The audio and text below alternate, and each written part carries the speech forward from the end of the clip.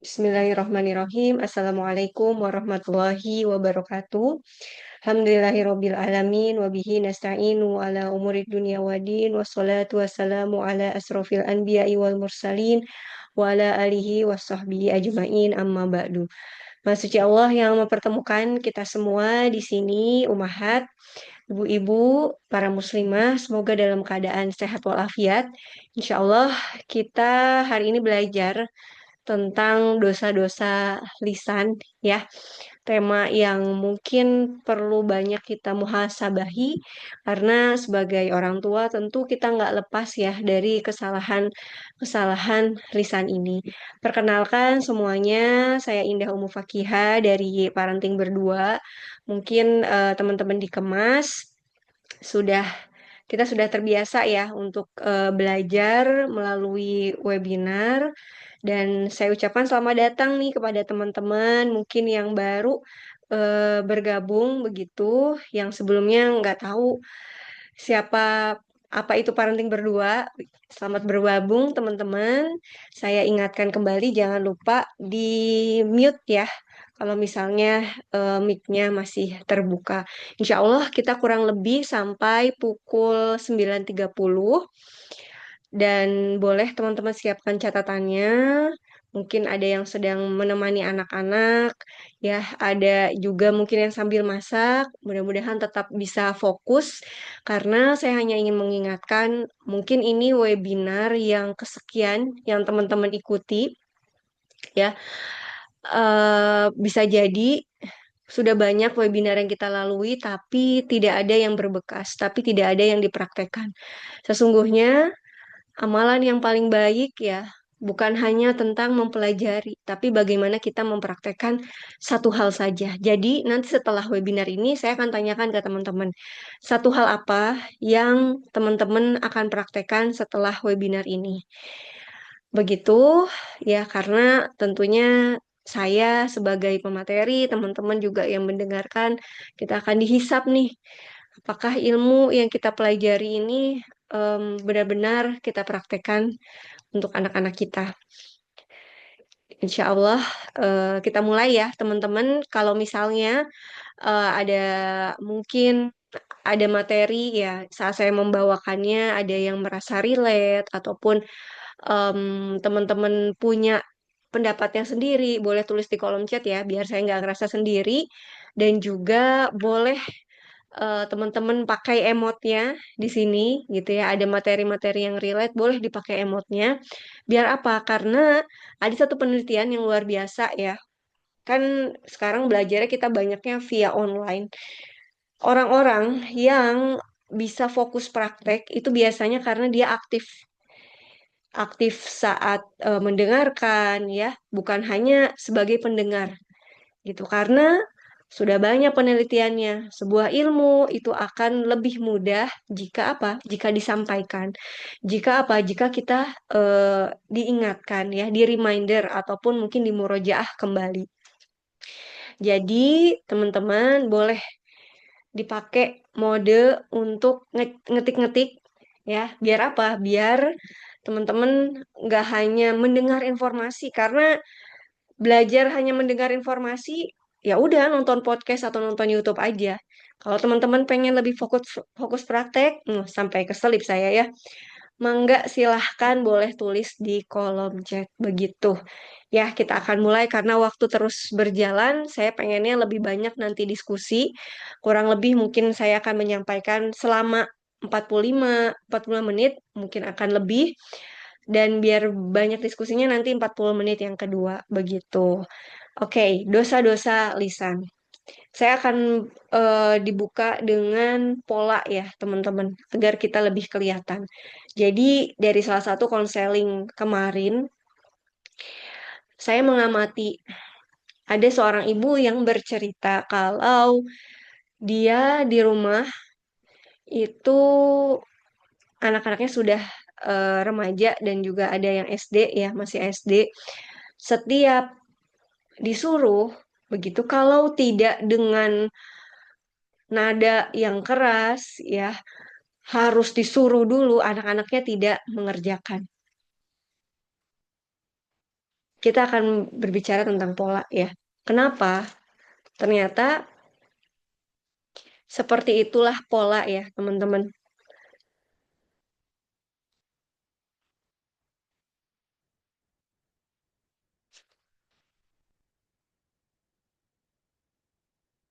Seperti itulah pola. Jadi salah satu em, terapi ya. Jadi waktu itu ibunya sudah mulai mengingatkan dengan baik-baik.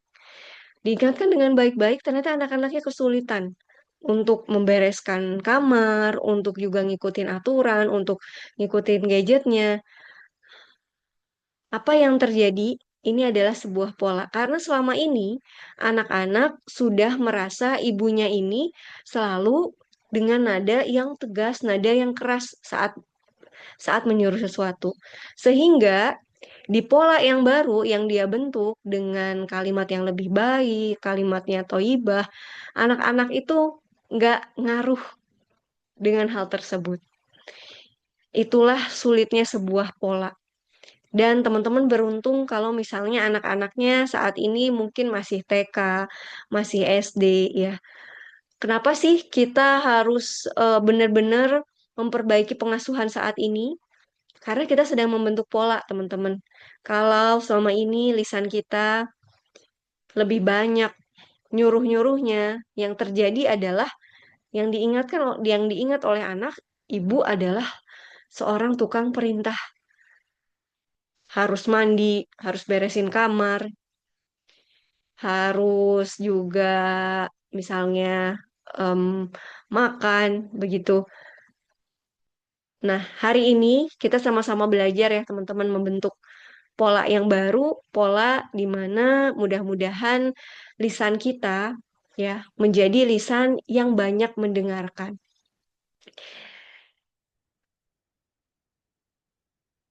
Nah, kita masuk di sini. Kalau saya boleh simpulkan, menjadi orang tua, dua skill yang perlu kita kuasai adalah skill regulasi emosi, kemampuan mengatur diri. Lalu yang kedua adalah baru komunikasi.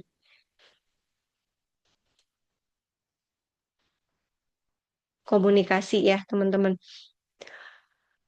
Ini semuanya sebenarnya berkaitan ya, regulasi, regulasi emosi dan juga komunikasi. Tapi hari ini kita mau ngobrol lebih banyak tentang bagaimana kita mengubah dosa-dosa lisan ya, yang selama ini kita lakukan, kita ubah menjadi lisan yang baik. Ternyata seorang orang tua yang baik itu bukan orang tua yang pintar ngomong, yang banyak ceramah. Ada dua hal ya yang perlu kita tahu bahwa orang tua ya yang baik lisannya adalah bertutur kata yang benar. Dia banyak pakai kalimat thoyyibah dalam sehari-hari. Masya Allah, Alhamdulillah, Allahu Akbar. Jangan sampai, ini juga pengalaman saya sama saya sendiri ya, saya ngerasa kok saya lebih banyak pakai kalimat-kalimat baik seperti barokallahu fiik ya, jazakillah khair. Itu kalau misalnya lagi nge-WA, balesin chat dari temen. Tapi ke anak sendiri ternyata kurang. Padahal ini adalah kalimat-kalimat yang benar, kalimat-kalimat yang baik, yang memang bukan hanya di chat WA selesainya, tapi juga harus sampai ke anak-anak kita. Kaulan sadida. Yang kedua, di surat Toha ayat 44. Kata yang lemah lembut. Jadi di surat At-Toha ini ya, teman-teman, ini bagaimana Nabi Musa berbicara dengan Firaun. Walaupun berbicara dengan penguasa yang jahat sekalipun, ternyata harus pakai kata-kata yang lembut. Ada satu hadis yang luar biasa ya, yang sering kami pakai untuk membuat konten. Tidak ada keberkahan dalam keluarga kalau misalnya tidak ada lemah lembut dalam keluarga tersebut. Jadi periksa lagi nih, kalau misalnya kita ngerasa kok gampang marah-marah, hubungan sama suami itu renggang, nggak kompak, bisa jadi karena kita para umahatnya sebagai manajer keluarga tidak menggunakan kekuatan, kelembutan, dan juga kasih sayangnya. Ini PR besar nih ya tentang kasih sayang. Jadi kalau bisa dibilang saya ini termasuk orang yang sangat cuek ya. Mungkin salah satu dosa lisan yang bisa ditambahkan sama saya di sini adalah cuek. Awal-awal saya jarang memeluk, jarang menyentuh anak-anak. Bahkan suami pun ngingetin, Bu, jangan lupa peluk, jangan lupa untuk menyentuh anak-anak. Kenapa? Karena sudah terbiasa. Memang di keluarga saya nggak terlalu banyak yang namanya kedekatan emosional tentang memeluk ini. Sehingga ini benar-benar effort untuk bisa memeluk anak, untuk bisa berkasih sayang. Padahal fitrahnya seorang ibu punya dua kekuatan ini, kelembutan dan juga kasih sayang. Ini kalau kekuatan kita, teman-teman. Tapi seringkali kita kalah ya sama marah. Nanti kita akan bahas sedikit. Maka dari itu, nih apalagi ada gempuran dari media sosial ya. Seringkali kita jadinya lebih cuek sama anak-anak. Kenapa? Karena otak kita udah penuh sama smartphone. Begitu. Dan hari ini, insya Allah kita akan sama-sama untuk fokus ya, mengubah lisan kita yang selama ini mungkin salah menjadi lebih baik. Dengan cara apa? Kita diagnosis dulu nih. Selama ini dosa-dosa lisan apa yang sering kita lakukan sama anak-anak. Yang pertama, teman-teman kelihatan di sini ya, boleh tulis di kolom chat ataupun pakai emotnya kelihatan teh gitu ya, boleh ditulis. Tulisannya terlihat atau jelas atau kurang jelas ya.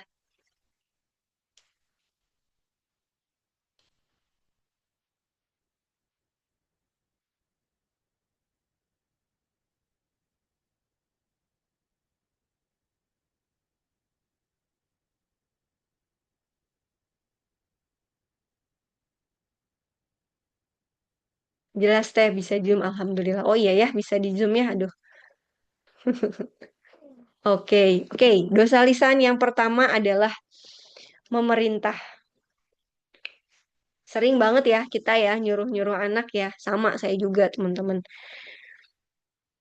Kalau salah satu efeknya dari memerintah ini terlalu sering ya, misalnya cepet mandi sekarang, ayo barangnya taruh di tempatnya, ayo sekarang makan, ayo sekarang taruh sepatu di tempatnya, ayo belajar. Coba kita kalau misalnya dikasih tahu suami kayak gitu, gimana rasanya? Males banget kan ya? Dan efeknya bukan hanya anak mengenal kita sebagai ibu yang tukang suruh, tapi ya inilah kenapa. Ini pernah ya ditanyakan di grup Muslimah Decluttering salah satu ibu yang ngerasa kok anaknya ini baru bisa gerak kalau diperintah. Kenapa teman-teman? Ternyata memerintah ini punya dampak ya. Salah satu dampaknya adalah anak-anak nggak punya inisiatif. Mereka mereka baru inisiatif kalau disuruh. Itulah kenapa nanti di teknik ubah lisan kita akan belajar untuk bisa memandirikan anak-anak kita. Karena nggak selamanya loh baik yang namanya menyuruh itu memerintah. Yang kedua adalah menyalahkan. Coba saya kalau misalnya saya evaluasi gimana sih anak-anak merasakan pola pengasuhan saya selalu mengaitkan dengan gimana sih hubungan saya, komunikasi saya dengan suami. Kalau misalnya nih ya, suami selalu menyalahkan, apa sih yang kita rasakan? Yang kita rasakan pasti kita defensif ya, kita pengen selalu membela membela diri karena takut bersalah. Oh, itu juga ternyata yang anak-anak rasakan. Contoh kalimat menyalahkan. Tuh kan dibilangin juga apa? Kalau misalnya anak setelah melakukan kesalahan ya, kita sering banget kayak gitu ya. Tuh kan ibu udah bilang, ya Udah ketahuan kan? Menyalahkan. Ini ngebentuk pribadi yang defensif. Anak-anak nggak mau menerima kritik. Yang ketiga adalah meremehkan. Gitu aja nih nangis, masa kalah sih sama adik? Masa gitu aja nggak bisa sih? Pakai sepatu sendiri udah berapa tahun belajar? Panjang aja ya jadinya ya, biasanya ya. Meremehkan ini otomatis membuat anak nggak pede, membuat anak nanti saat remaja jadinya nggak mau cerita. Kemudian yang selanjutnya, membandingkan. Nih, pengennya kita memberitahu anak bahwa membandingkan ini adalah cara agar dia bisa evaluasi diri. Tapi inilah yang menjadi penyebab irinya ya para kakak-kakaknya Nabi Yusuf. Karena apa? Karena bisa jadi sering dibandingkan.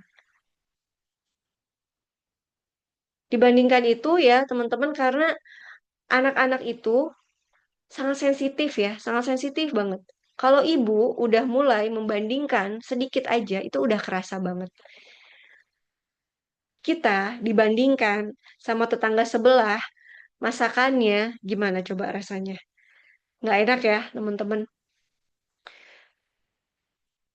Itulah kenapa kita harus ngebentuk nih sama-sama saya juga ya. Yang di-highlight adalah tentang kompetisi. Sering kan di rumah kita mengadakan kompetisi ya sama anak. Maksudnya antara anak, ayo siapa nih yang bisa bangun paling pagi? Siapa yang bisa ngaji hari ini selesai? Sering ya banyak kompetisi-kompetisi kecil.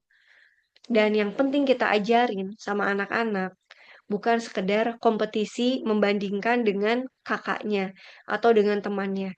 Tapi yang perlu kita latih adalah bagaimana anak-anak bisa membandingkan dirinya yang sekarang dengan dirinya yang dulu. Hari ini, Masya Allah ya, coba lihat. Kakak hari ini udah bisa lancar nulisnya. Bandingkannya dengan yang kemarin aja. Coba, kemarin-kemarin kakak tuh susah banget diajakin kerjasama. Hari ini kakak lebih baik. Jangan dibandingkan dengan kakaknya.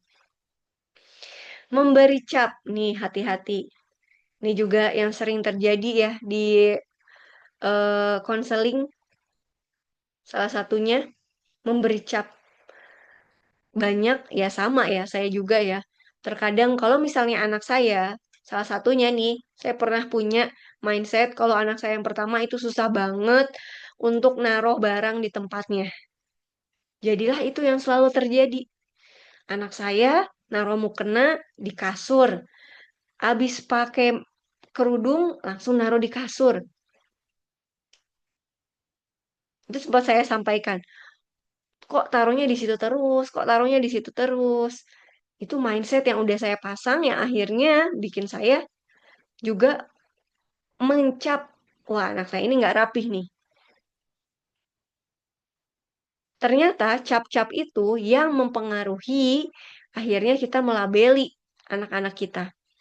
Maka dari itu penting ya teman-teman, kalau kita ngelihat satu, dua kali kesalahan anak, misalnya anak susah makan, gitu, yang perlu kita perhatikan adalah gimana caranya membuat anak ini lebih mudah. Bisa jadi kita selalu mengulang hal yang sama. Bisa jadi ini seperti saya ya, saya hanya mengulang bagaimana Kak taruhnya di tempatnya, Kak taruhnya di tempatnya. Ternyata anak-anak nggak ngerti taruhnya di tempatnya. Anak-anak itu masih konkret, masih seneng sama yang namanya analogi. Maka sekarang saya ubah penggunaannya dengan Kak, taruh mukenanya di rumahnya. Rumahnya di sini. Oh, langsung itu anak-anak jalan. Naruh barang di rumahnya. Oke, berarti mainan taruhnya di rumahnya di mana nih? Oh, ibu taruhnya di sini. Piring, rumahnya di mana nih? Piring, oh rumahnya di deket di atasnya wastafel nih di sini. Pulpen, rumahnya di mana nih? Seringkali kesalahan kita adalah nggak tahu ya perkembangan anak. Sebenarnya anak-anak usia 5 tahun ke bawah itu sangat konkret. Maksudnya mereka ngerti sama hal-hal yang Ya jelas, nggak bisa yang abstrak. Kayak misalnya salah satu yang abstrak ya. Beresin, beresin kamarnya. Itu abstrak bagi anak-anak. Mending kita lebih spesifik. Nanti diubah lisan kita bahas itu. Lalu mengancam. Nih, menurut teman-teman, mengancam itu boleh nggak? Silakan tulis di kolom chat ya. Menurut teman-teman gimana nih? Mengancam tuh boleh nggak sih? Coba ibu-ibu, silahkan boleh tulis di kolom chat.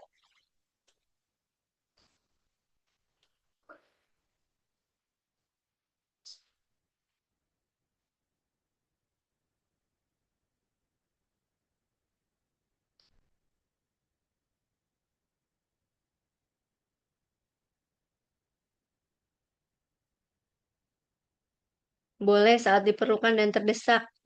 Bu Novia, nggak boleh karena nggak enak banget kalau kita diancam-ancam. Boleh, tidak boleh, tidak boleh, tidak boleh. Oke, tidak boleh diancam. Oke, Hai. sebagai, wah ada yang bocor ya. Boleh di ini ya, di mute ya teman-teman. Mic-nya mohon maaf diperiksa terlebih dahulu ya, biar kita semua bisa konsentrasi lagi. Oke, jadi yang namanya mengancam, kalau kami sendiri berprinsip sebagai seorang muslim, itu kita harus berada di pertengahan. Memakai konsep wasatiyah, berada di pertengahan. Mengancam ini, kalau kita tarik lagi lebih jauh, sebenarnya kan konsekuensi logis ya. Nggak boleh cemilan, awas, nggak boleh cemilannya. Kalau belum mandi, itu kan sering kita lakukan ya teman-teman. Yang nggak boleh itu ancaman yang seperti ini. Ancaman yang bohong. Kalau nggak makan diambil setan. Kalau nggak makan diambil genderuwo. Nah, ini nih ancaman yang salah. Tapi itu juga kita berada di pertengahan. Kita harus tahu nih, sebaiknya sebagai seorang ibu gitu ya, yang nggak banyak ngancamnya di pertengahan aja. Apalagi ya, yang sifatnya ibadah begitu, yang sifatnya wajib, jangan main ancam. Awas, kalau nggak sholat nggak bisa tuh dapat cemilan. Untuk masalah-masalah yang kaitannya dengan ibadah, teman-teman, sebaiknya tidak banyak ancaman karena anak-anak sebelum usia 7 tahun belum dibebankan syariat. Begitu. Jadi, kalau mau mengancam itu yang sifatnya konsekuensi logis. Memang sudah biasa. Misalnya, nggak boleh HP-nya, nggak boleh main sebelum belajar dulu. Nggak bisa tuh mainnya sebelum belajar dulu.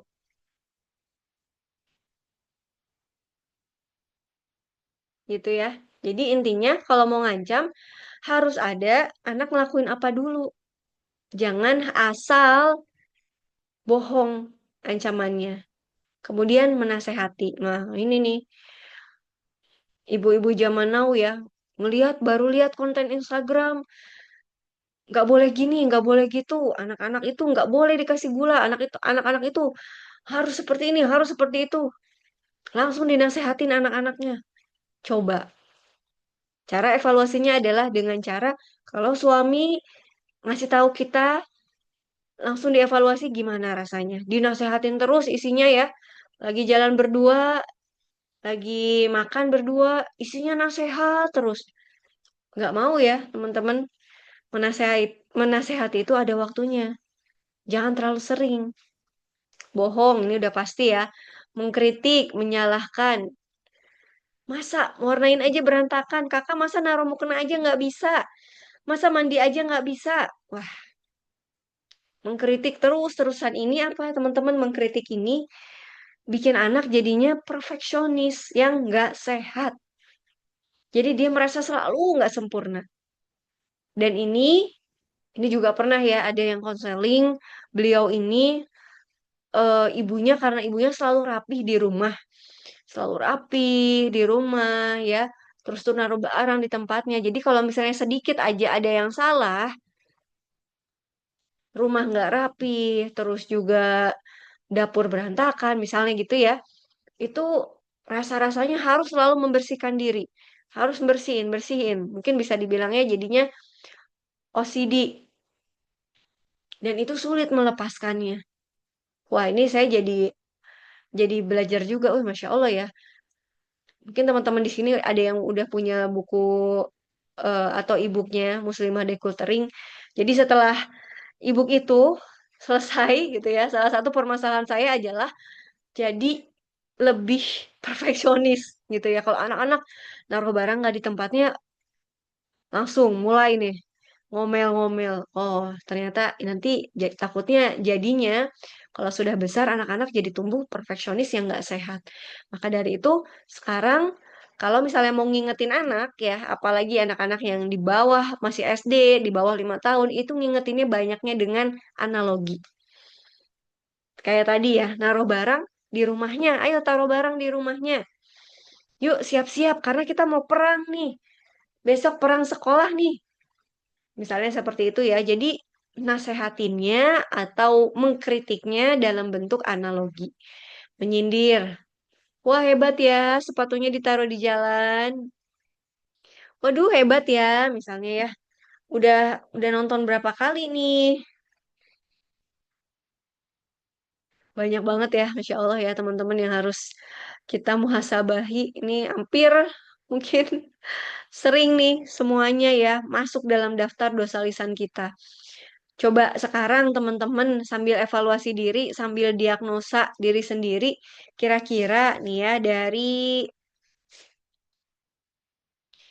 ya dari sini dosa-dosa lisan ini mana aja nih yang masih sering? Sambil kita ingat-ingat lagi ya, boleh tulis di kolom chat mana saja dosa lisan yang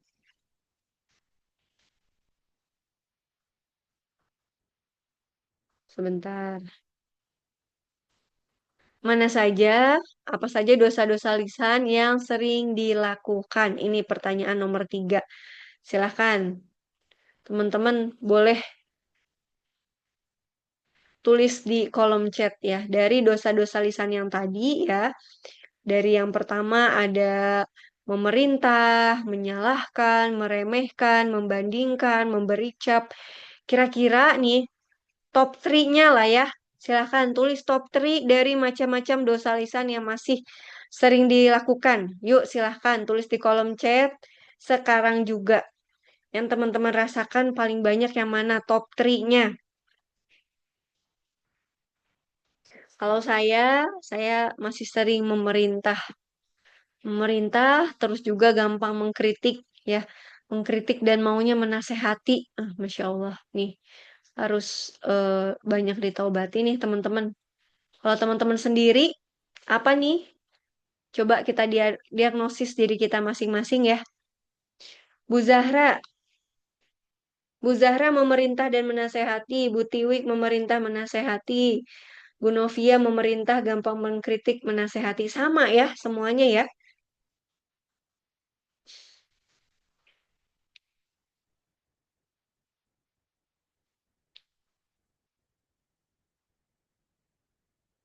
Bu Nawang, ini Bu Nawang atau Pak Nawang ya? Memerintah, menasehati, menyalahkan, menyindir. Bu Diana memerintah dan menyalahkan ya. Menyalahkan ini kadang hampir sama juga ya dengan mengkritik ya. Memerintah menyalahkan.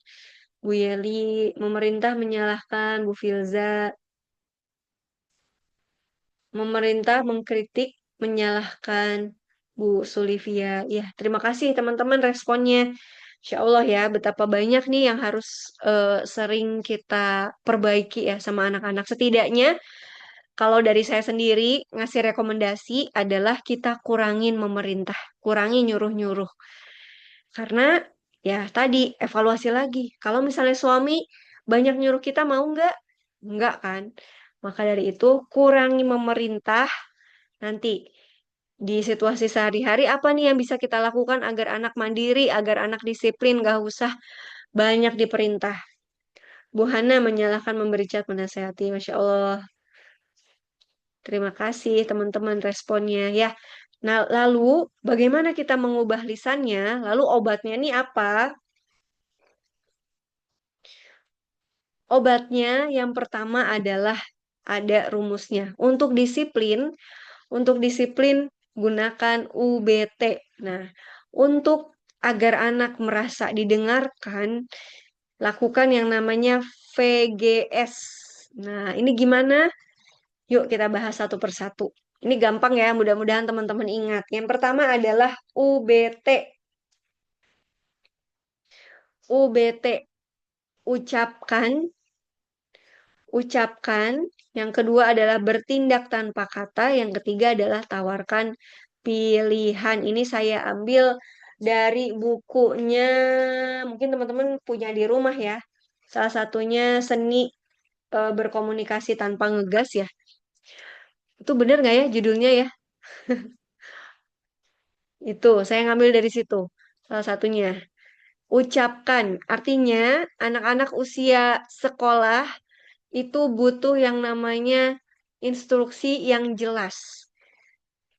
Misalnya, anak-anak langsung tiba-tiba makan cemilannya ya, makan donat misalnya gitu ya. Langsung instruksikan, simpan mainannya. Gak usah panjang lebar. Itu kan lagi makan donat, jangan seperti itu. Langsung mainannya ditaruh dulu, itu kepanjangan. Anak-anak bisa menyerap informasi dari kita itu tergantung dengan konsentrasinya mereka.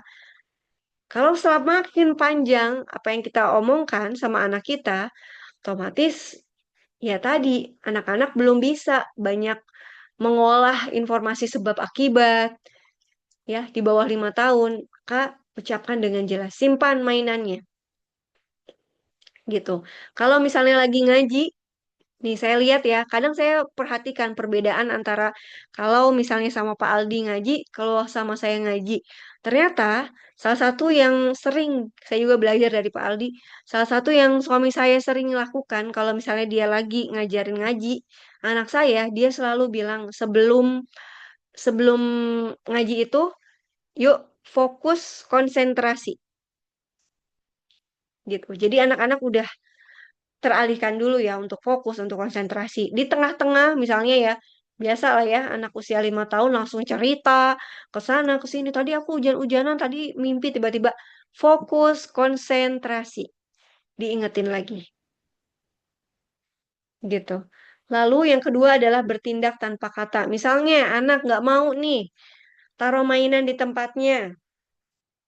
Atau misalnya anak nggak mau mandi, langsung. Rumusnya adalah dipeluk. Dipeluk, diambil, dipegang tangannya, yuk mandi dulu, bawa ke kamar mandi. Kalau anak-anak SD gimana? Anak-anak SD itulah kenapa kalau ngomong sama anak misalnya nyuruh sesuatu, jangan misalnya kitanya di dapur, anak kitanya lagi di ruang tamu. Datengin dong anaknya. Itu juga bagian dari adab. Misalnya anaknya nggak mau mandi, ambilin anduknya. Nih anduknya, yuk mandi dulu. Airnya udah ibu siapin air hangat misalnya seperti itu. Tawarkan pilihan. Kalau anak-anak usia 5 tahun, ini saatnya memang kita berletih-letih ya, banyak biar biar anak banyak imajinasinya. Mau naik punggung ibu mandinya, atau mau kayak pesawat, misalnya gitu. Tawarkan pilihan. Kemudian yang kedua adalah VGS. Ya, VGS ini untuk apa? Empati, melatih empatinya anak-anak. Katanya anak zaman sekarang empatinya kok jarang gitu ya. Empatinya orang sekarang minim-minim. Kenapa? Ya bisa jadi karena kurang validasi. Bukan validasi dari media sosial ya, tapi validasi dari orang tuanya. Itu juga berlaku sama suami istri.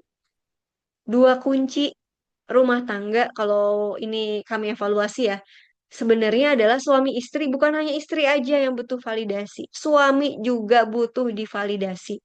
Ayah capek ya pulang kerja. Ayah capek ya,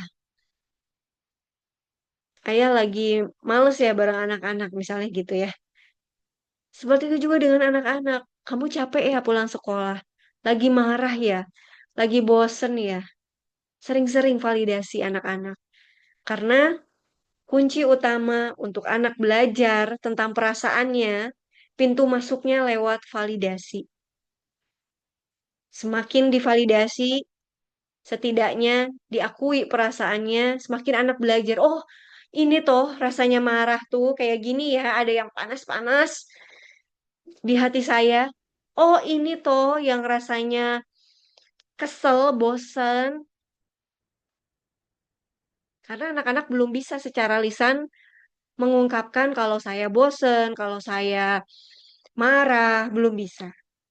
Kemudian gambarkan. Intinya anak-anak harus belajar tentang faktanya. Misalnya, lagi makan es, esnya jatuh ke tanah.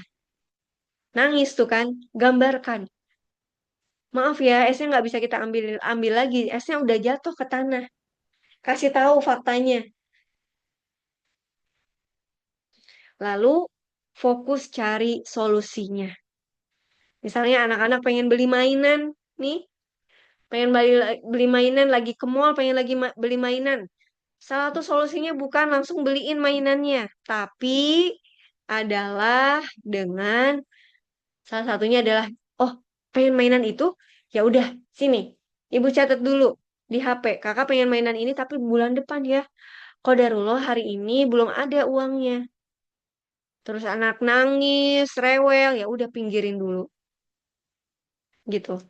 Masih nangis, masih rewel, minta ayahnya yang selesaikan.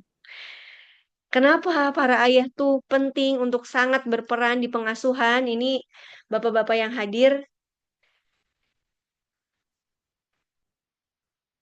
Ya, betul. Betul, Bun. Kurang empati karena kurang validasi keluarga. Jadi validasi, tambah lagi catatannya. Validasi adalah pintu masuk anak belajar emosi.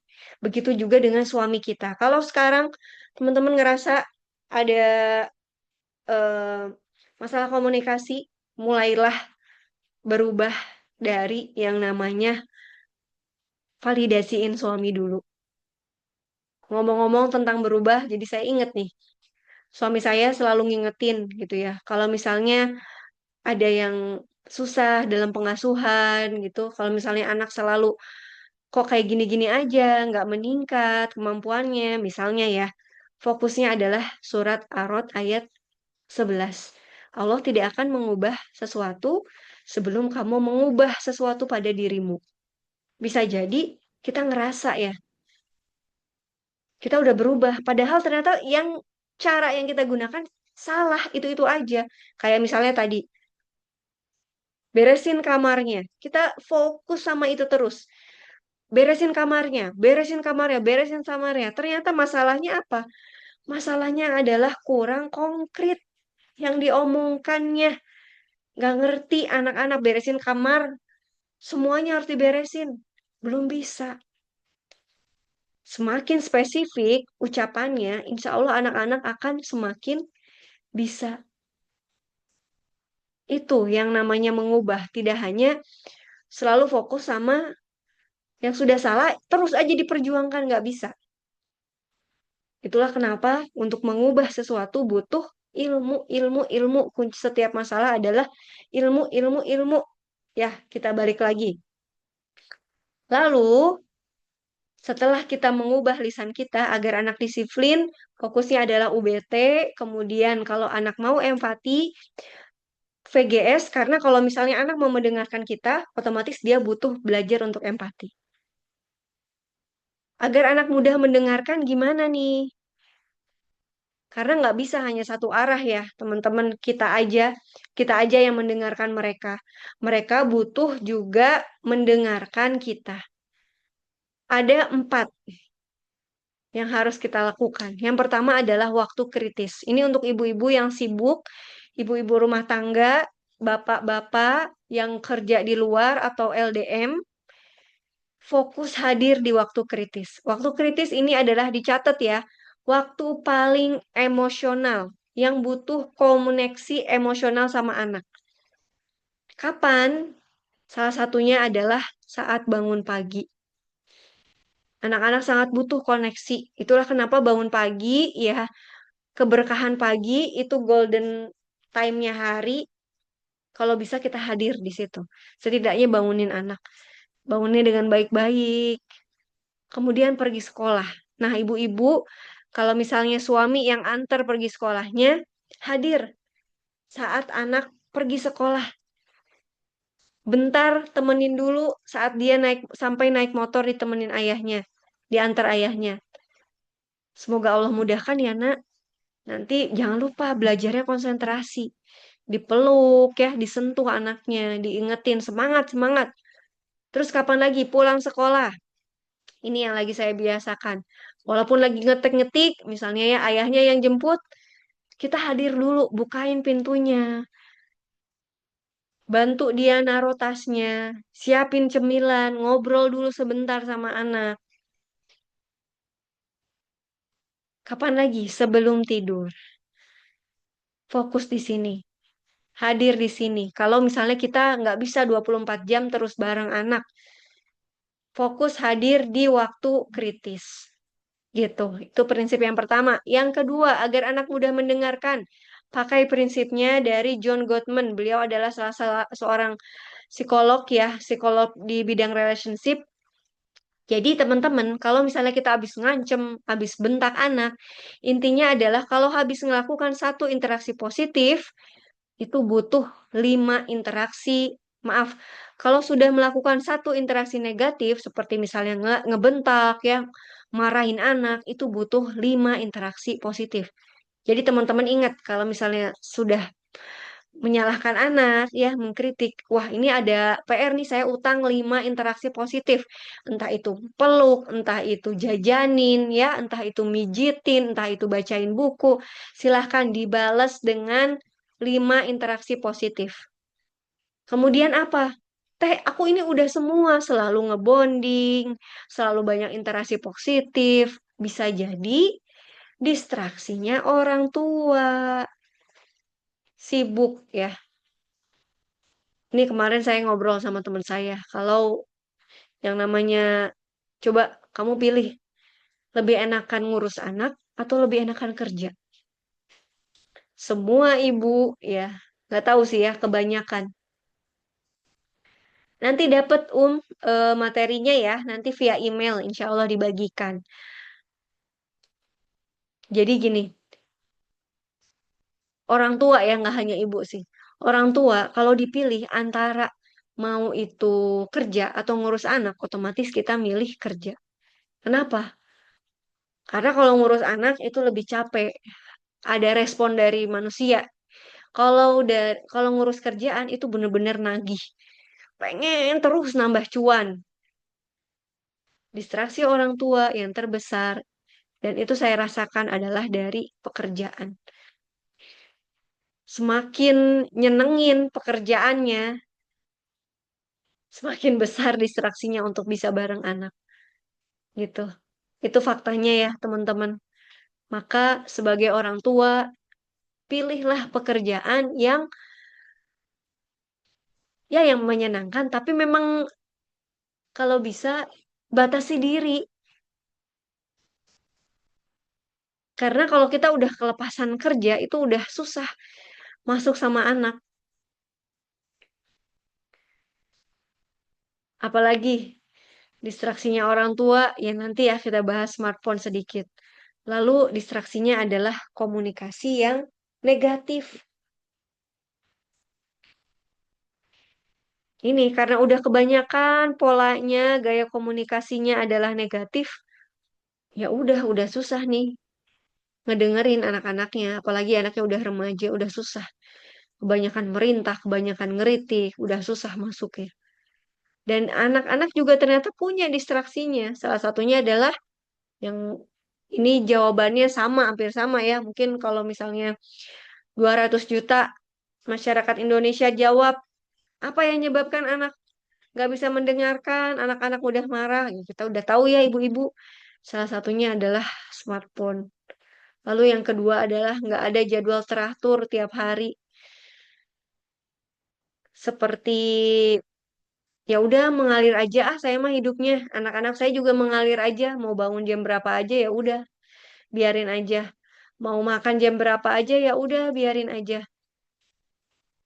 Mau nurut atau enggak ya udah biarin aja. Ini distraksi bagi anak-anak karena pada dasarnya manusia itu butuh yang namanya keteraturan. Fitrahnya kita tuh ingin hidup teratur. Karena dari keteraturan ini yang akan membuat kita sungguh-sungguh. Akan lebih mudah otak juga kalau teratur ya. Gitu. Nah, wah ini saya belum bahas yang ini ya. Agar anak mudah mendengarkan aja. Kita ke bawah lagi.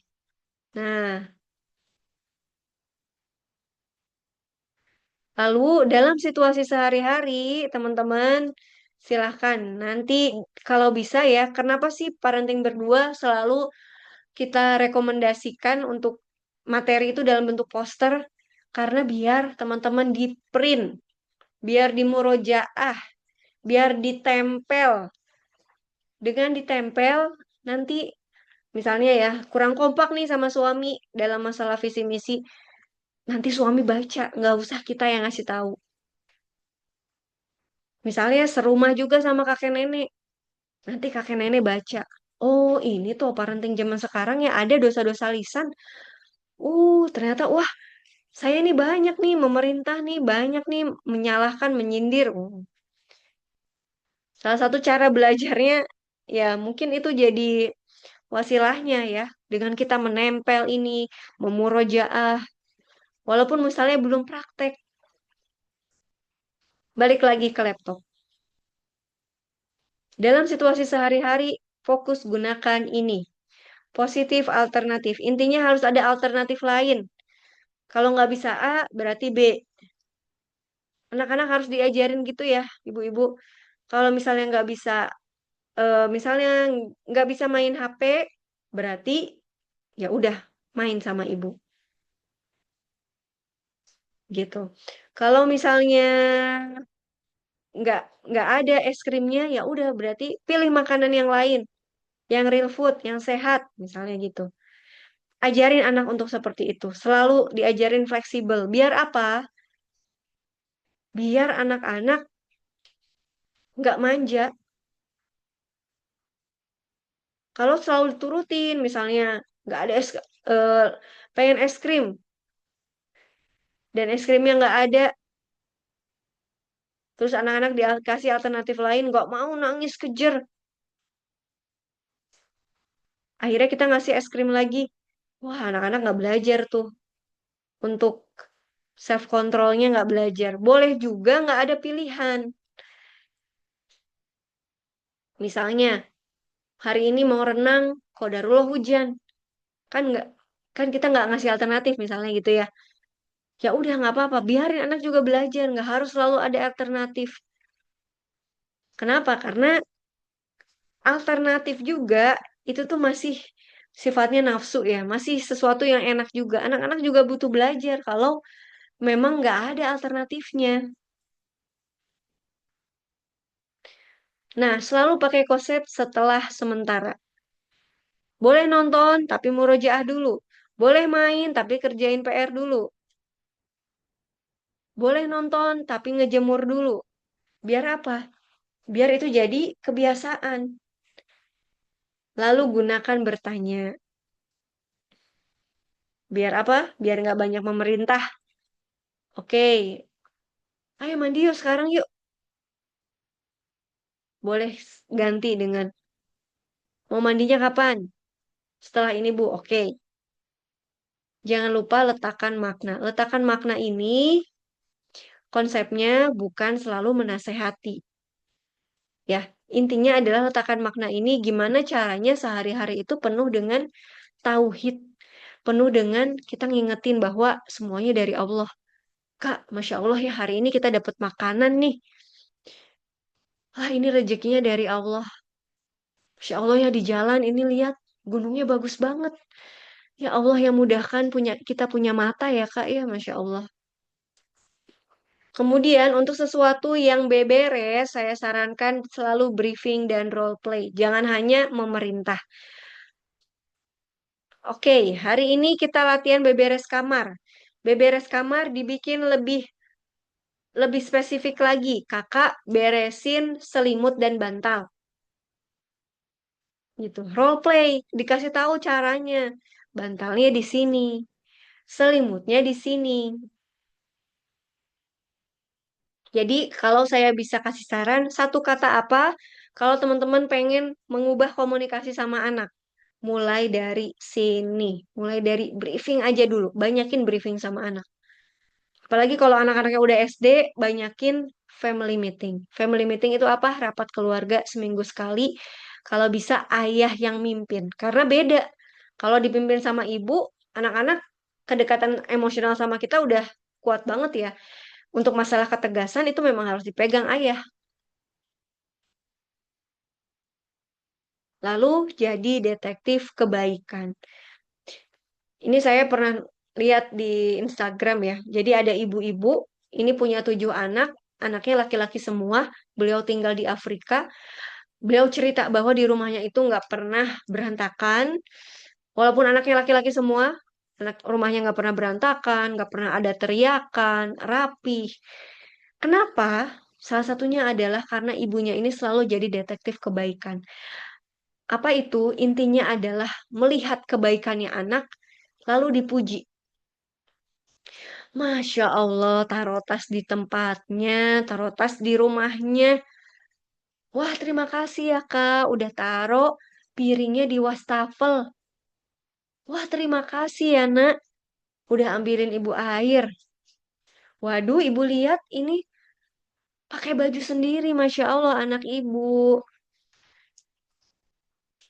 Kalau saya disarankan dulu, kalau anak-anak kita masih 5 tahun ke bawah, memang kita harus jadi seperti guru TK ya. Banyak kata-kata yang keluar. Memang harus banyak latihannya. Kendalikan sikap. Kendalikan sikap itu maksudnya gimana? Body language-nya diperbaiki. Kalau misalnya minta tolong sama anak, jangan dari dapur, anaknya di ruang tamu. Kemudian satu kata, biar nggak banyak ngomelnya. Pulang dari jemput anak, anak mau taruh sepatunya, ya, sepatunya ternyata dilempar. Langsung, sepatunya, tasnya tergeletak di ruang tengah meja. Jangan fokus malah nyindir. Bagus ya, pulang sekolah, tasnya dilempar. Bagus banget. Langsung aja, tasnya mau kena. Tapi ini sebelumnya bisa terjadi kalau udah proses briefing dulu. Dan yang terakhir adalah letting go, melepaskan hal-hal yang kecil. Seringkali sebagai orang tua zaman now ya, ibu-ibu milenial, ibu-ibu Gen Z, kita ini selalu pengen semuanya sempurna. Bahkan di hal-hal yang kecil banyak sekali controllingnya. Atau bahasa kerennya adalah helikopter parenting. Anak nggak lurus, salah sedikit, kita langsung benerin. Itu yang terjadi waktu lihat anak saya, dia pakai sendalnya kebalik gitu ya, warna-warni. Padahal fungsinya sama ya, sendal kan ya teman-teman. Ya walaupun itu terbalik, maksudnya warnanya beda, keselip, ya udah biarin aja. Misalnya anaknya pakai baju, terus pengen pakai baju sendiri, ya udah biarin aja.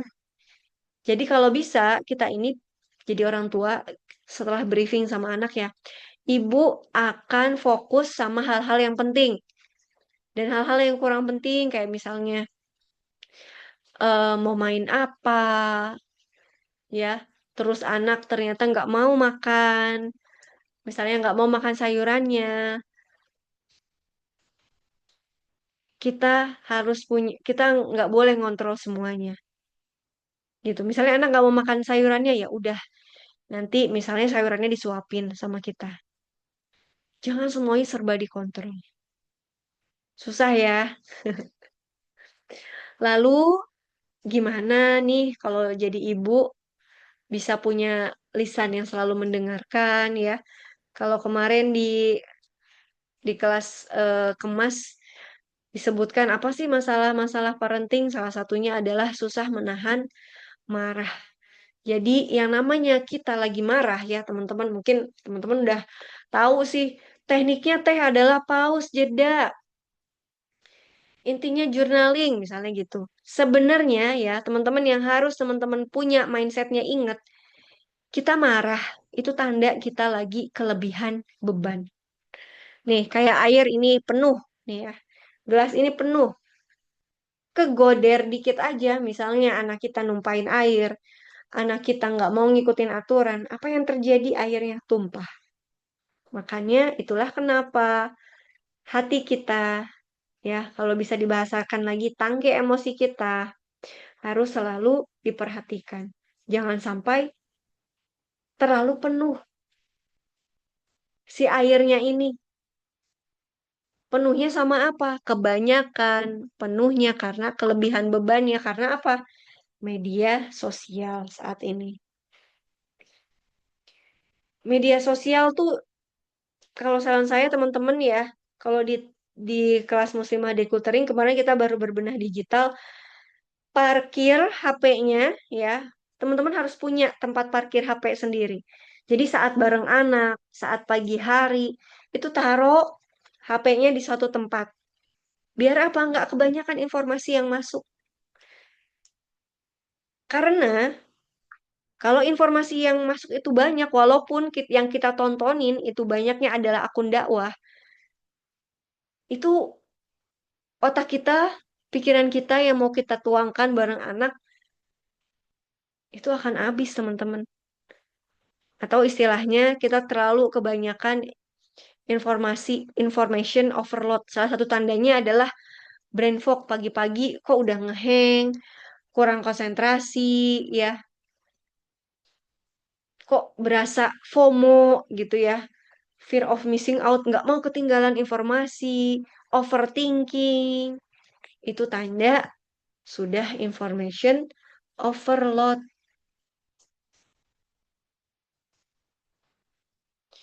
gitu. Kurangi medsos. Kalau kalau kami adalah simpelkan dapur salah satunya ya. Karena kalau mikirin masak apa hari ini, dapurnya berantakan, aduh, susah mau mindful sama anak-anak, teman-teman. Ibu-ibu, coba nih saya ngetes dulu. Ibu-ibu di sini gimana dapurnya? Simple atau ternyata masih rumit? Boleh tulis di kolom chat ya, simple atau rumit. Simple, rumit, berantakan. Silahkan pilih tiga kata ini, tulis di kolom chat.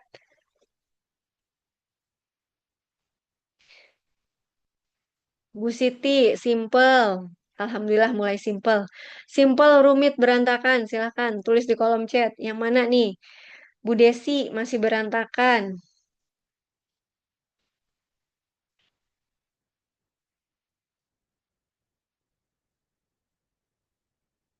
Bingung perpaduan ketiganya soalnya. Oke, Bu Anissa, rumit, berantakan. Kadang simple, kadang berantakan.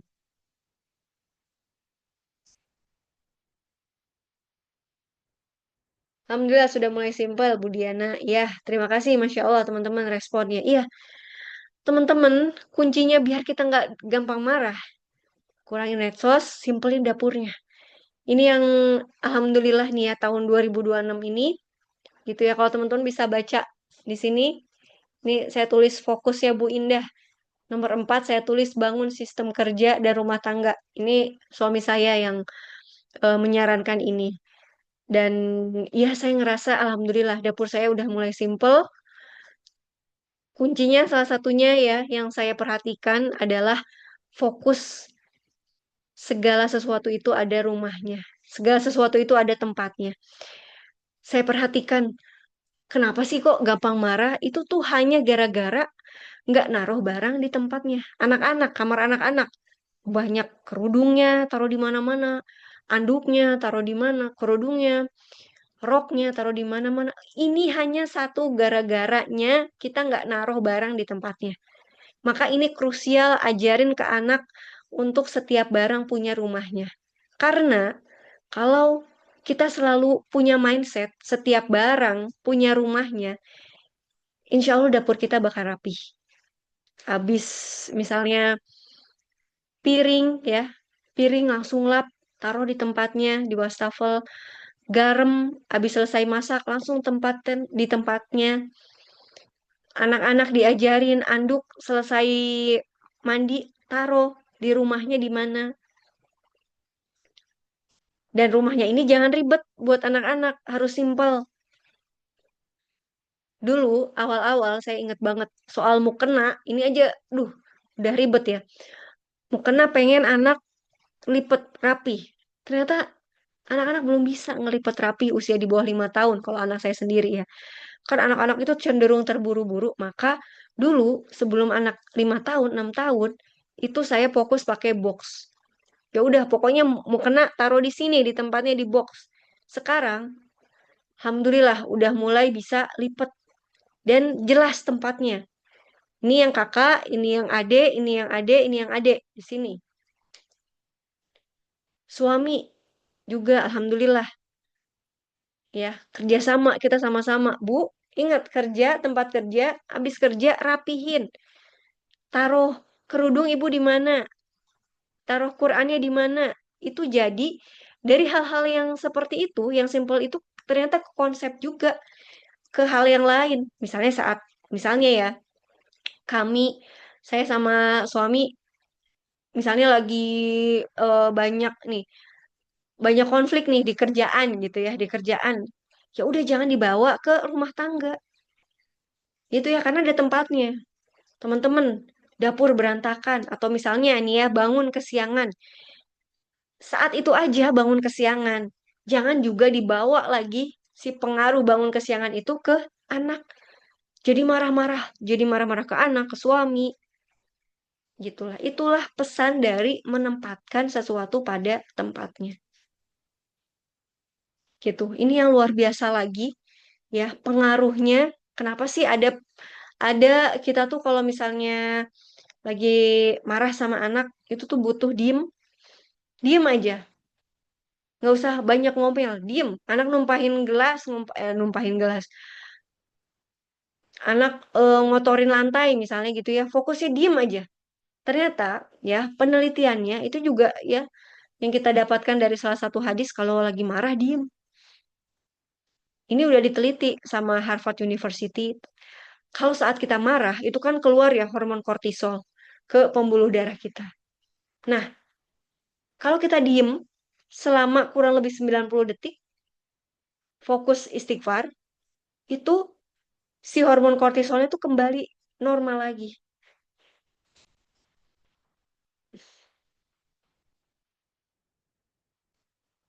Si hormon kortisolnya itu kembali normal lagi. Itulah kenapa penting ya, diem.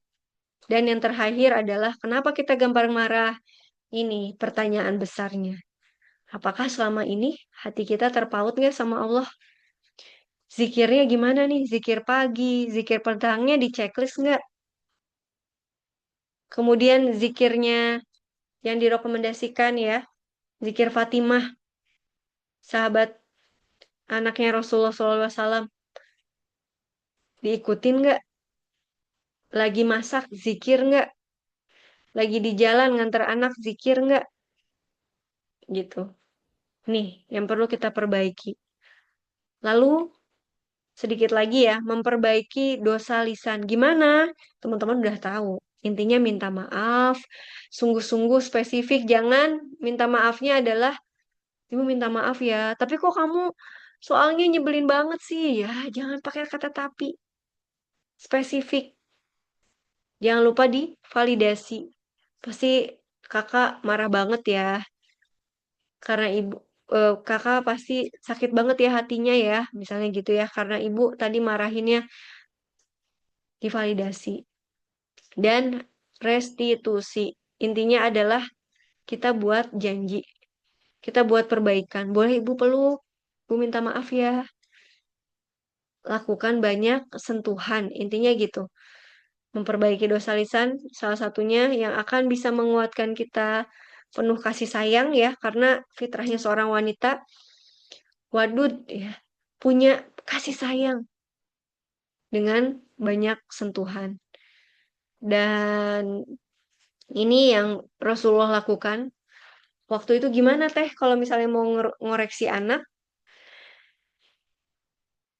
adalah dengan mengusap kepala lalu mendoakan.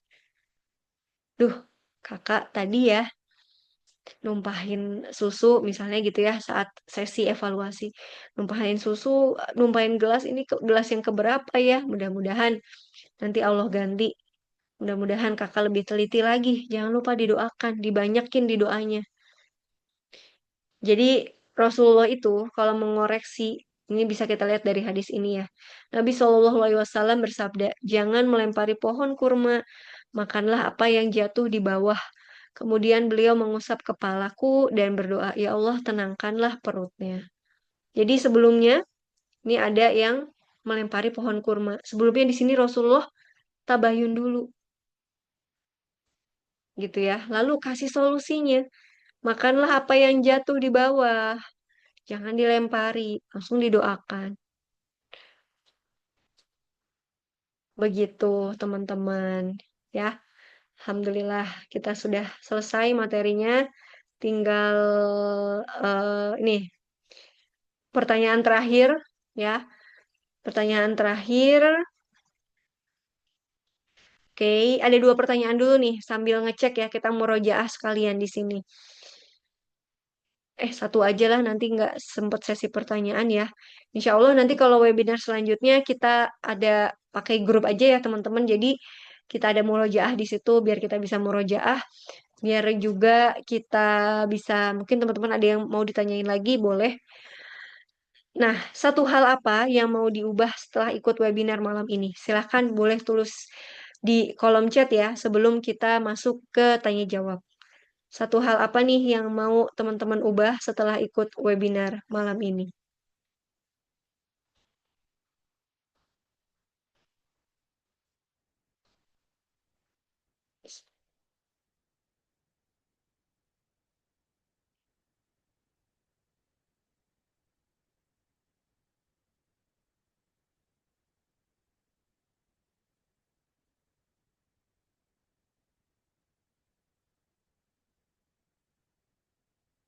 Bu Desi menjadi ibu yang tenang. Bu Feni ketika marah diam 90 detik dan berzikir. Masya Allah. Bu Desi coba buat lebih spesifik lagi ya. Kita sudah belajar tentang spesifik. Ibu yang tenang tuh gimana? Misalnya nggak marah saat anak nggak banyak ngancem. Misalnya gitu ya. Kita buat lebih spesifik lagi. Bu Umu Khadijah mampu mengelola emosi. Nah, ini juga lebih spesifik lagi, apa nih yang mau dilakukan? Mampu mengelola emosi.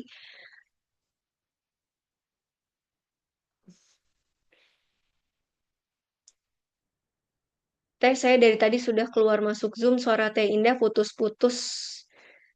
Oh, begitu. Ya, mudah-mudahan nanti Bu Feby bisa dengar ininya ya, rekamannya ya. Atau mungkin diperbaiki dari audionya Bu Feby.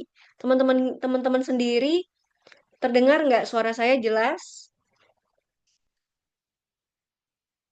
Bu Desi banyak mendoakan. Oke, Bu Eriza ketika mulai marah fokus diam. Bu Zahra kurangi instruksi ke anak, lebih banyak merespon anak dengan baik meskipun sedang sibuk. Jelas, jelas, alhamdulillah. Baik, terima kasih teman-teman. Silakan yang mau bertanya tulis di kolom chat. Kita masih ada waktu sampai 9.30. Silakan eh, tulis pertanyaan usia anaknya ya, jangan lupa. Bu Tiwik, memperbaiki diri, nggak memerintah, nahan marah, detektif kebaikan. Ya, kalau saya boleh usul, mulai besok nih, yang salah satu yang penting juga dilakukan adalah menjadi detektif anak ya. Lihat anak melakukan kebaikan, kasih tahu, validasi mereka. Begitu juga ke suami ya. Coba jadi detektif kebaikan suami. Misalnya suami tiba-tiba pagi-pagi kita lagi tidur ya, dibangunin sama suami, makasih, jangan lupa. Tiba-tiba suami masak sendiri ya, ke dapur masak sendiri. Jangan lupa, jangan hanya dikasih terima kasih, tapi juga dibantu suaminya.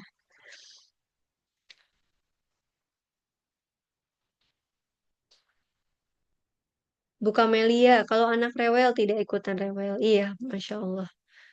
Jazakillah khair teman-teman. Yuk silakan yang mau bertanya boleh tulis di kolom chat.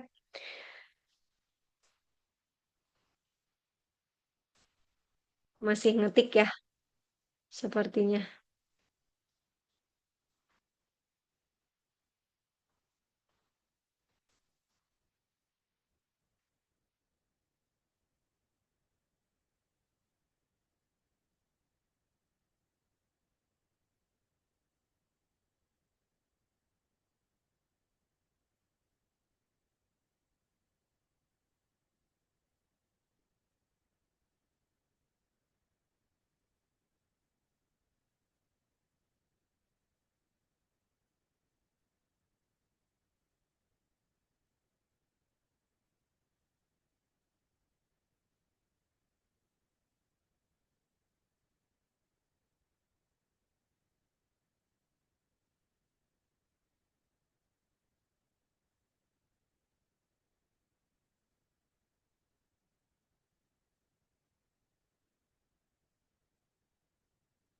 Boleh silakan teman-teman yang mau bertanya, silakan tulis di kolom chat ya.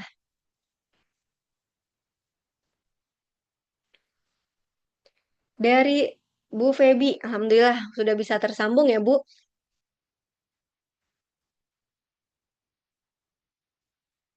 Bu Fedi, bagaimana supaya saat praktek bisa ingat teori ini? Seringnya suka ikut webinar, tapi pas lagi marah, lupa teorinya. Jadi marah-marah lagi, keluar deh dosa lisan, mengkritik, dan lainnya. Masya Allah. Terima kasih Bu Febi, pertanyaannya ini mewakili ibu-ibu se-Indonesia, Malaysia, Singapura, Brunei Darussalam ya. Jadi gimana biar saat praktek kita ingat teori ini? Seringnya suka ikut webinar tapi pas lagi marah lupa teorinya. Yang pertama adalah fokus ini aja. Jadi harus ada yang memang kita jaga ya, harus ada yang kita jaga dan penjagaan dan juga penanganan. Kalau yang dijaga fokus aja kurangi dulu media sosial. Saya sarankan itu. Kenapa? Karena ibu-ibu itu gampang kesetrum informasi media sosial. Saya yang hidupnya juga di media sosial lagi benar-benar membatasi media sosial. Kenapa? Karena capek, teman-teman. Itu sangat mempengaruhi kemampuan kita mindful sama anak, konsentrasi sama suami, ya, lebih menyayangi anak-anak suami itu sangat apa sangat berhubungan banget dengan interaksi kita dengan media sosial. Perbaiki itu. Pagi-pagi kalau bisa jangan dulu buka medsosnya atau buka WhatsApp grup. Kalau misalnya urgent ya hanya ngelihat misalnya buka grup sekolah aja habis itu tutup lagi. Saya sarankan itu. Jangan terlalu banyak ngeliatin story orang. Karena nyetrum banget kehidupan orang lain itu sama diri kita. Jadi mulai mudah membandingkan. Ibu-ibu ini mudah sekali untuk melakukan emosi itu tuh jadi ada yang namanya kalau Pak Aldi ngajarin saya proyeksi. Setiap apa yang kita dapat, misalnya kita baru aja marah-marah sama suami, ya, punya konflik sama suami, baru ngeliat informasi tertentu, itu tuh menular, itu tuh akan kita proyeksikan gitu sama anak-anak kita. Jadi mudah marah. Kadang, coba teman-teman evaluasi lagi ya, mau rumah berantakan, anak-anak bertengkar, tapi kalau kita ngerasa nyaman, emosi kita lagi bagus, gitu ya, terjaga, itu tuh akan lebih kalem, bisa semuanya, gitu.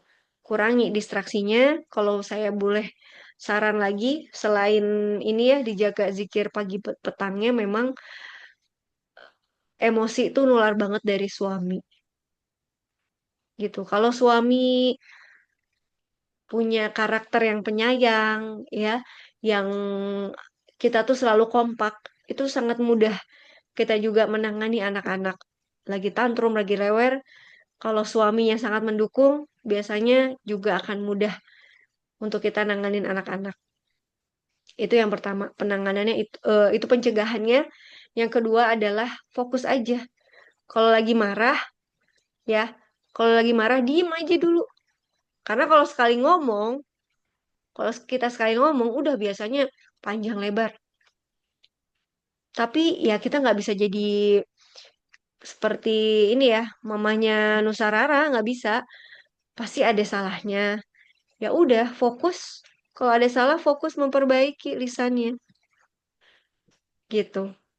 Fokus memperbaiki lisannya, minta maaf, intinya divalidasi, diperbaiki, gitu. Dan ini ibu-ibu jangan hanya dipajang ya, tapi juga dilatih sehari-hari. Nih, dilatih.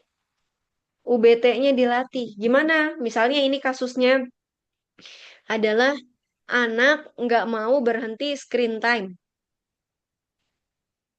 Dengan cara UBT, kita kan udah pengennya marah-marah ya. Langsung gunakan UBT ini. Ucapkan, oke, waktu screen time-nya udah habis, bertindak tanpa kata. Dekati anak, ya, pegang remote-nya, tawarkan pilihan. Kak, ini mau ibu yang matiin atau kakak yang matiin? Ini waktunya udah habis. Gitu. Gunakan UBT-nya. Dilatih UBT-nya. Dilatih juga empatinya dengan sambil latih VGS-nya. Dilatih. Gitu. Jadi fokusnya adalah penjagaan medsos. Tadi udah dibilangin ya dapurnya ataupun intinya hubungan sama suami juga harus kuat. Terus kalau masih sering kelepasan marah dan kalau misalnya ya karena kita nggak bisa jauh dari kesalahan ya teman-teman, fokus memperbaiki dosa lisan ya. Fokus memperbaiki dengan meminta maaf karena ya Masya Allah ya Allah tuh luar biasa. Kalau kita meminta maaf itu juga dapat pahala ternyata gitu ya. Jadi bisa kita ambil kesimpulan walaupun dalam dosa sekalipun dan kita bertaubat itu akan ada pahalanya.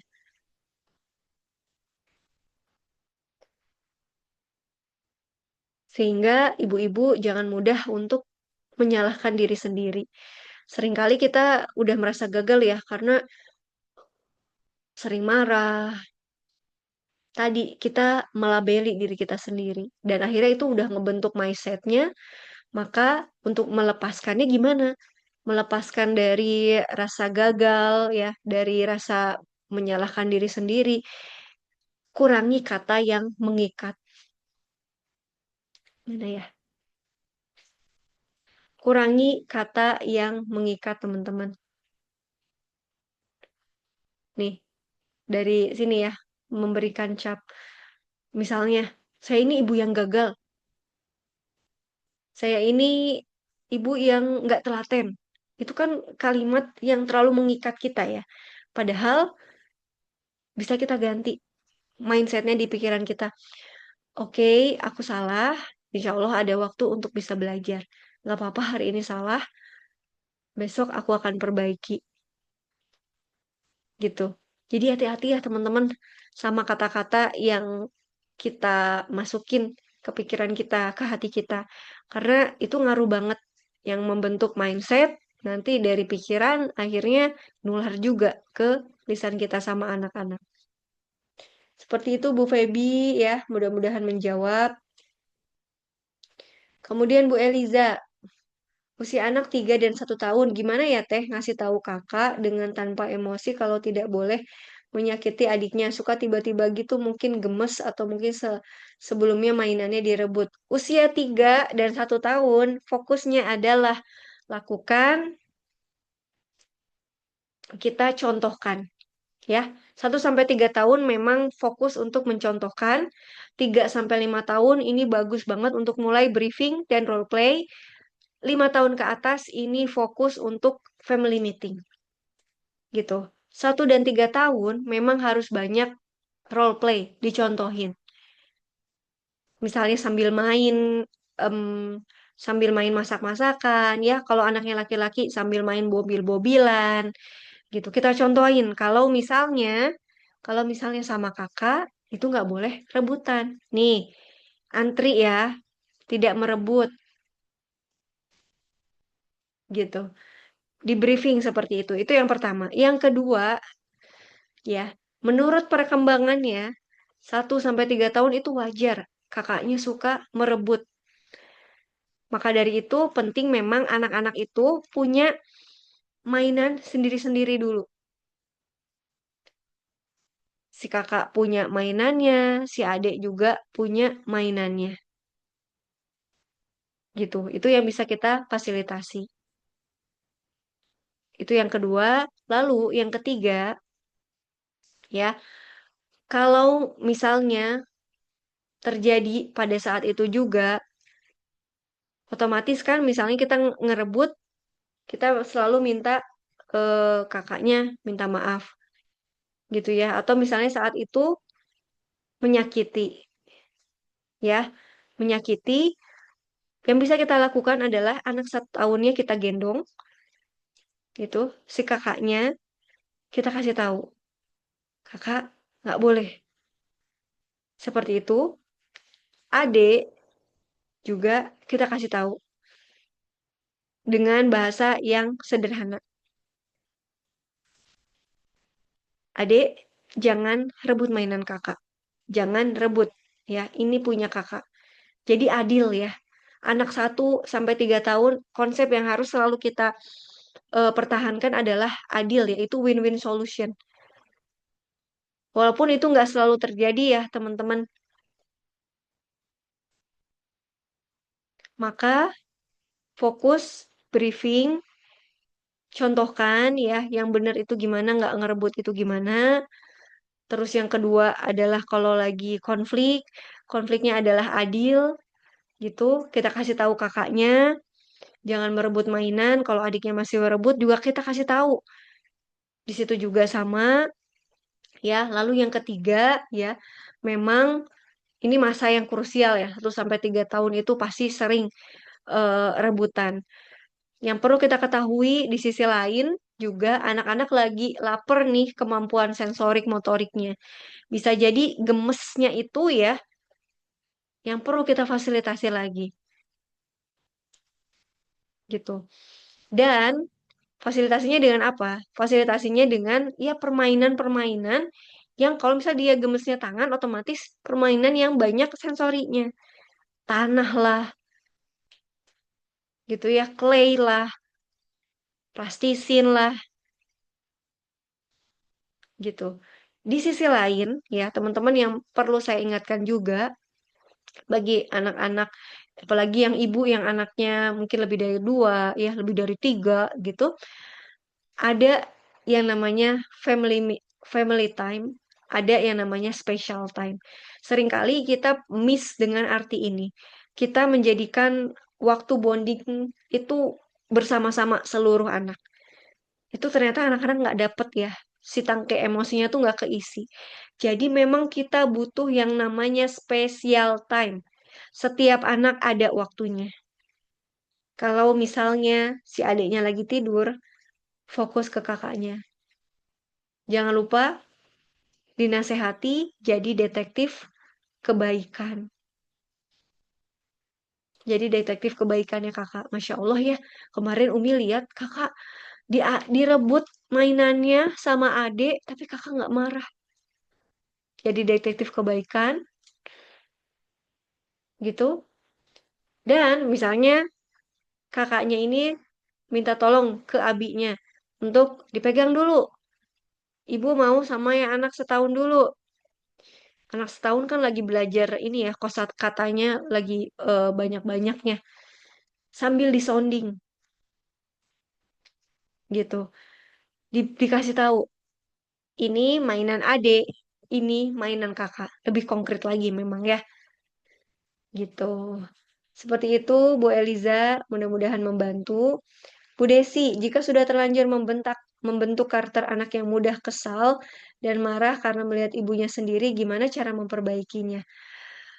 Memperbaikinya adalah analoginya itu seperti rumah yang udah berantakan. Ya, teman-teman, kalau misalnya gimana sih cara memperbaiki lisan? memperbaiki diri ya, memperbaiki dosa lisan seperti rumah yang berantakan.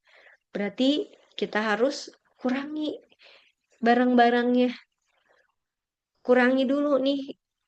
Kita evaluasi lagi tadi ya Bu Desi, coba didiagnosis lagi mana nih yang sering saya lakukan. Boleh kalau misalnya pengen banget ya fokus praktek di journaling.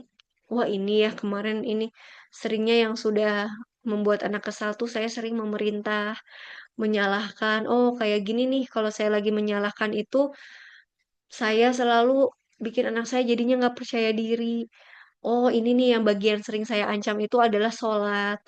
Oh ini tipe saya menasehati itu saya selalu membandingkan diri saya sekarang waktu diurus waktu saat sukses gitu ya dengan anak saya misalnya gitu ya. Didiagnosis dulu, dibersihin dulu seperti membersihkan rumah berantakan ya.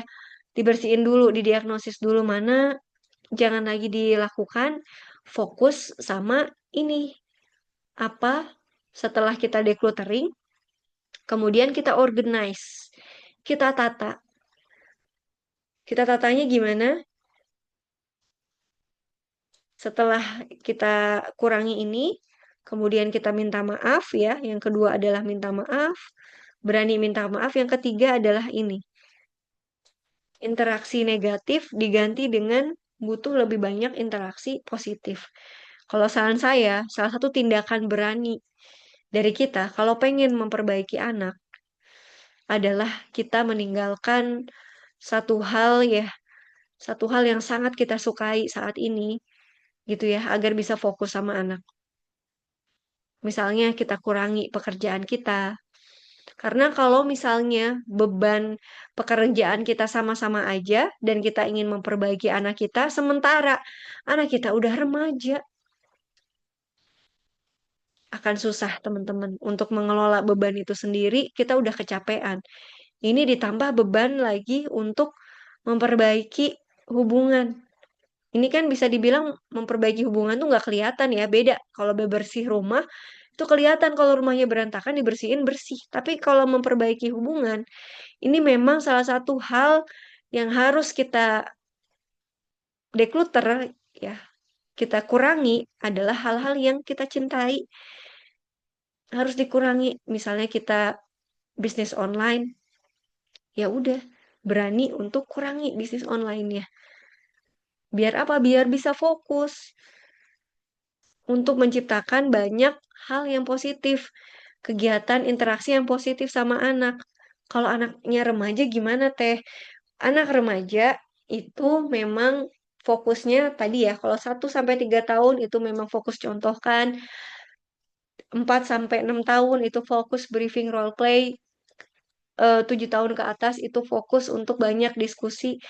Anak-anak remaja itu butuhnya adalah diskusi. Jadi nggak bisa banyak kita ancam, kita perintah. Ini fokusnya adalah kita banyak eh, ngobrol sama mereka. Kakak, ibu lihat sholatnya masih sering telat. Gimana ya caranya ya biar kakak, ibu juga bisa sholatnya nggak telat. Kita bisa sholat bareng-bareng. Gimana ya? Mau nggak? Yuk kita bikin challenge misalnya ya. Kita bikin challenge selama seminggu. Coba kalau misalnya kita berhasil sholat tepat waktu, nah nanti ibu traktir. Misalnya gitu ya. Jadi kalau udah remaja, memang kita harus memposisikan diri kita juga asyik seperti anak remaja, seperti temennya. Ingat aja, kalau udah banyak interaksi negatifnya, berarti fokus tadi ngobrolnya. Bisa jadi tambahin mainannya anak. Apalagi, bisa jadi kita yang antar jemput anak, gitu. Itu ya, Bu. Semoga membantu. Usia anak 5 dan 2 tahun. Ah, masih enak, Bu. 5 dan 2 tahun insya Allah fokus aja ya. Fokus aja memperbaiki lisan kita. Ini pelajari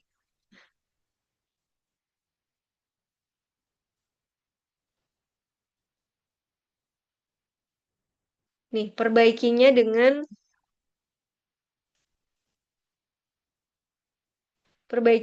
ini, komunikasi yang positifnya ini, Bu. Bangun keteraturan ya setelah sementara gitu. Kemudian letakkan makna, banyakin briefing dan role play-nya. Jadi detektif kebaikannya anak, kendalikan sikap. Maksudnya ini memang anak-anak itu butuh banyak sentuhan. Jadi kalau misalnya kita ngomong sama anak, jangan sambil lihat HP. Ini baru saya dievaluasi sama anak saya nih. Diingetin, Bu, kalau ngobrol jangan lihat HP, Ibu mah HP terus, misalnya gitu ya. Kalau kita manggil anak jangan dari jauh, sejajar ya, mata kita melihat anak kita. Terus juga kita coba lepasin hal-hal kecil yang, oh ini nggak usah dikontrol nih. Masalah bajunya anak-anak, masalah misalnya mainnya mau apa gitu ya. Coba ditulis lagi apa aja yang saya kontrol, apa aja yang nggak akan saya kontrol gitu. Fokus latih ini, Bu. Coba mungkin kalau kurang ngerti yang mana, yuk kita bahas lagi. Fokus ini aja. Nih. Begitu, Bu Desi. Masih enak kalau anaknya masih kecil. Kalau yang sudah remaja, itu tuh yang butuh, wah effortnya lebih susah. Dari Bu Tiwik, cara pengaturan waktu anak yang mulai suka pinjam HP, ibunya usia 12 tahun. Nah, Bu, perhatikan dulu nih kegiatan anak dulu ya. Untuk HP, gitu, kalau menurut saya, anak-anak usia 12 tahun, itu HP jangan sebelum tidur, gitu. Jangan sebelum tidur, jangan dulu HP-an. Dan juga bangun pagi, bolehnya kalau menurut saya adalah setelah pulang sekolah, setelah dia tunaikan kewajibannya, gitu. Setelah dia tunaikan kewajibannya. Kami sendiri lebih menyarankan untuk orang tua itu memang kalau misalnya alhamdulillah ya sama Allah diberikan kemudahan untuk ada TV, gunakan TV daripada smartphone. Karena kalau pakai HP, kita cenderung kurang bisa mengawasi teman-teman. Jadi saya baru ngerti ya, teman-teman mungkin boleh nih di rumah punya buku ini, Prophetic Parenting ini buku yang merangkum gimana sih cara Rasulullah ya mendidik para sahabat. Ini sebenarnya menurut saya ini salah satu buku parenting sunnah yang perlu ada di rumah kita gitu.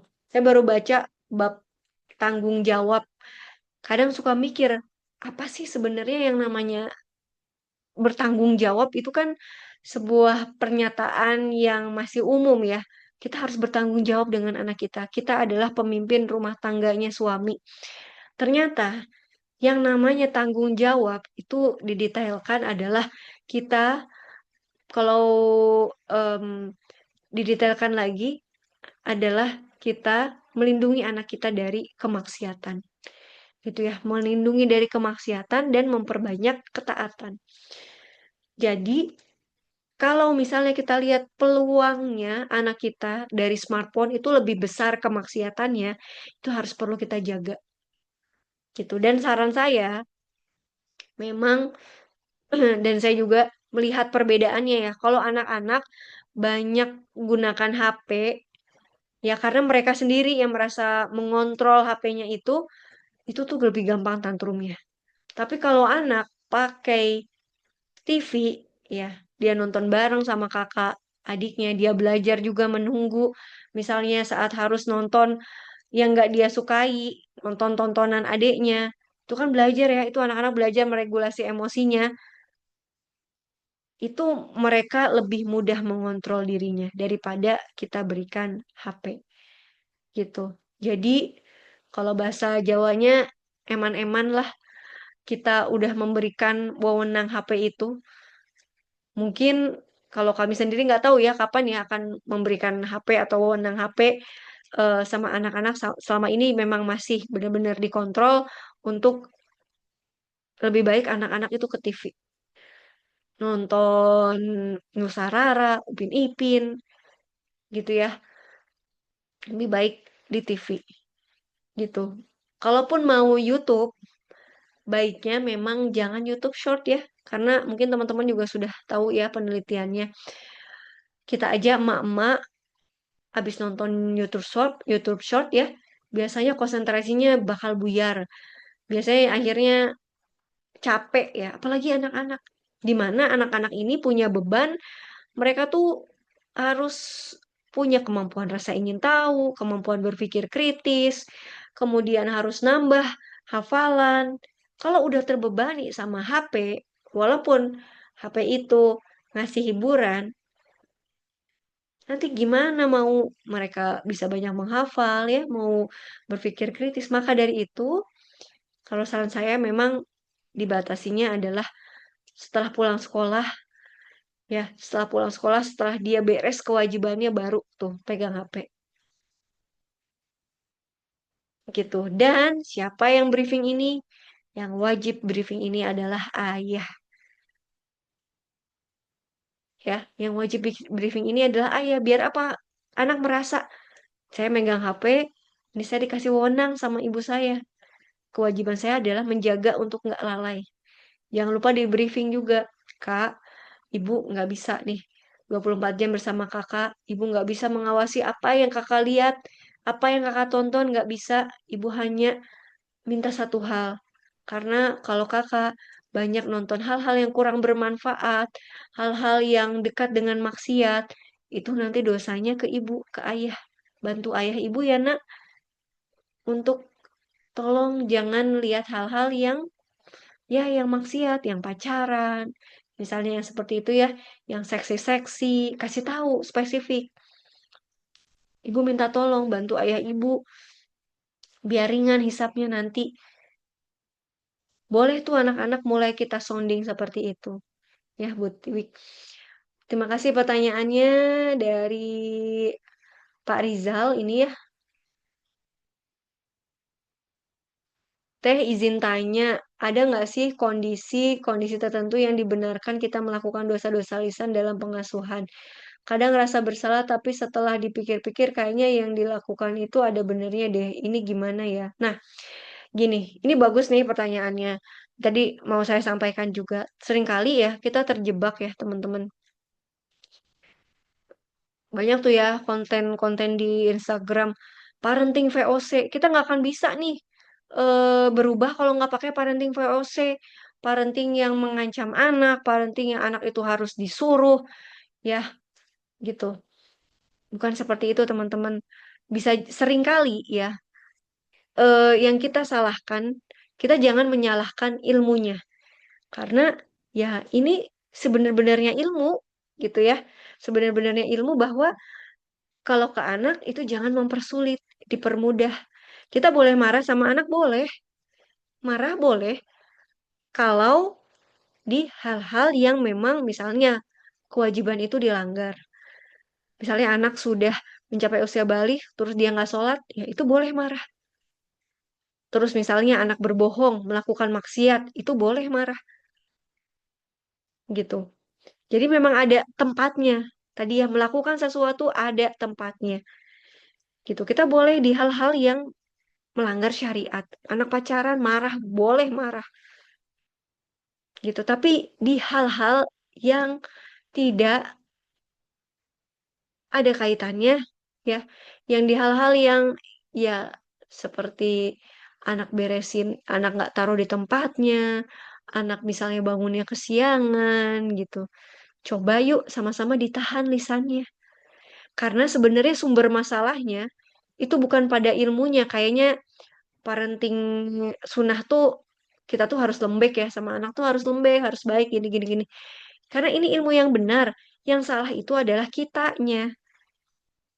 Itulah kenapa tadi ya, dua skill yang perlu kita pelajari itu adalah skill mengatur diri, regulasi emosi, dan skill komunikasi.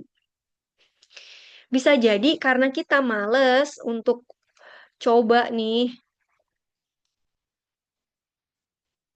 coba yang namanya situasi sehari-hari ya, positif alternatif setelah sementara bertanya ya. Kalau suami saya dulu lagi belajar tuh, Gimana caranya kita nggak ngancem, Bu? Pokoknya fokus sama yuk mandi yuk. Kalau misalnya kita agak ribet gitu ya situasi sehari-hari, gunakan bertanya, gunakan yang lain-lain seperti ini ya. Kalau misalnya teman-teman masih males latihannya, fokus untuk nggak ngancem gitu aja. Misalnya anak belum mandi, ya kita udah pakai tawarkan pilihan, udah pakai juga bertanya, udah. Ya udah fokus aja intinya jangan ngancem gimana. Ya udah ingetin terus aja. Yuk mandi dulu yuk. 5 menit lagi. Yuk mandi dulu yuk. Ibu tunggu ya. Fokus di situ. Terus keceplosan, akhirnya marah. Ya qadarullah, ya. Namanya segala sesuatu itu terjadi atas takdirnya Allah ya. Kalau sudah seperti itu tandanya Allah pengen kita belajar. Berarti fokus lagi memperbaiki lisan kita. Fokus lagi evaluasi. Apa ya yang sering kali membuat saya marah? Oh, ternyata ini loh, diagnosa lagi diri sendiri. Saya terlalu banyak ya memerintah menyalahkan. Ini tuh ternyata sumbernya adalah saya ekspektasinya tinggi sama anak. Oh, ternyata ini abis ngeliat medsos. Karena teman-teman di medsos itu anaknya mudah diatur, anaknya udah bisa baca, anaknya banyak banget prestasinya, sedangkan anak saya gitu. Dicari lagi sumbernya. Jangan disalahin ilmunya. Seperti itu, Bu Rizal. Bu Zahra, biasanya yang melabeli itu karena udah terlalu capek dan tidak ada kerjasama dari suami. Karena saya dulu seperti itu. Betul ya. Maka fokus ya kalau saya boleh saran kalau misalnya teman-teman ada masalah dengan suami, ada juga masalah dengan mertua ya sama anak-anak, yang bisa kita lakukan adalah mindsetnya kendalikan apa yang bisa kita kendalikan. Kalau saat ini yang bisa kita kendalikan adalah lisan kita nggak balik menyerang suami, kita tetap untuk melayani suami, kendalikanlah itu. Masalah responnya suami, ternyata suaminya nggak berubah-ubah teh. Fokus lagi, kendalikan apa yang saya kendalikan. Apalagi nih yang bisa saya kendalikan. Oh, ternyata lisan saya. Oh, ternyata bahasa cinta saya yang bisa saya kendalikan ke suami. Gitu ya, ibu-ibu. Mohon maaf, ini terakhir dari Bu Nia ya. Teh berarti kalau dari Bu Novia terakhir ya, teh berarti kalau merasa kepenuhan, kelelahan, dan tiba-tiba anak saya 7 tahun perempuan sering banget harus diperintah untuk apapun, harus apa ya teh? Diem yang 90 detik itu kah? Karena saya ibu RT, ibu bekerja, guru TK yang merangkap kepsek, Masya Allah. Apa harus dilepaskan beberapa pekerjaan? Baik. Nah, Bu Novia, coba ya kalau misalnya lagi ribet seperti ini, punya masalah, biasakan untuk menulis gitu ya. Jadi saya punya satu notes ini khusus untuk saya kalau lagi ribet sama pikiran ya, banyak kerjaan saya nulis, ditulis tuh masalah-masalah saya apa, dicari lagi sumbernya. Oh, akar masalahnya tuh ternyata ini nih, kepenuhan nih, kebanyakan nih. Oh, ini hubungan sama suami agak kendor karena gara, oh, ini udah lama nih nggak jalan nih sama suami gitu. Jangan hanya dipikirin aja, dituliskan, diuraikan dengan tulisan. Ya, itu yang pertama. Yang kedua, tiba-tiba anak saya perempuan sering banget harus diperintah untuk apapun. Harus apa ya, Teh? Yang pertama yang dilakukan adalah dicek. Anak-anak usia 7 tahun itu fokus briefing lagi. Briefing. Ibu lihat semuanya harus diperintah nih. Misalnya gitu ya. Coba disederhanakan lagi instruksinya ataupun conditioning. Mungkin teman-teman baru dengar itu ya. Bisa jadi anak itu harus disuruh-suruh karena yang diperintah itu susah gitu ya. Ataupun semua hal harus diperintah.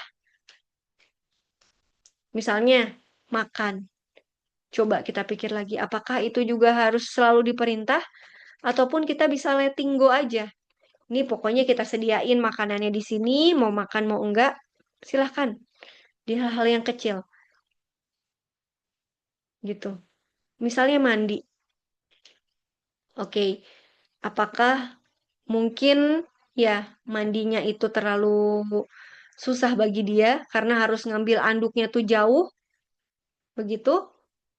Itu juga harus kita lihat, kita cek. Pakai baju ataupun misalnya beresin kamar, beresin mainan. Apakah tempat kita beresin mainan, ya, anak kita untuk beresin mainan itu terlalu susah sehingga akhirnya dia ribet, males otaknya. Jadi anak-anak itu memang harus sangat dimudahkan. Taruh sepatu, pulang sekolah susah banget. Ini yang saya pelajari ya. Kenapa kok anak saya susah banget naruh sepatu di tempatnya? Ternyata tempat sepatunya itu udah penuh gitu. Jadi ya dia juga males naruh di tempatnya. Maka ya udah di decluttering dulu tuh tempat sepatunya. Sepatunya dan taruh pulang sekolah taruh rak di posisi atas. Itu yang pertama. Ya, yang kedua evaluasi lagi Bu. Kalau tiba-tiba anak itu udah banyak diperintah sama kayak kita, mungkin kelebihan bebannya. Mungkin dia juga udah capek, udah banyak diperintahnya, belum lagi beban di sekolah, harus belajar nulis, harus juga bersosialisasi, pulang sekolah banyak banget perintahnya, gitu. Maka kita evaluasi lagi mana yang harus diperintah, ya, mana yang memang harus dibentuk disiplinnya. Tadi pakai konsep setelah sementara tadi, gitu. Kalau teman-teman pengen enak, selalu gunakan konsep setelah sementara. Itu ngebentuk dulu tuh. Jadi sebelum anak nonton ya yang menyenangkan, lakuin dulu yang susah-susahnya.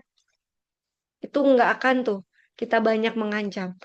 Sebelum misalnya mau makan cemilan, mandi dulu.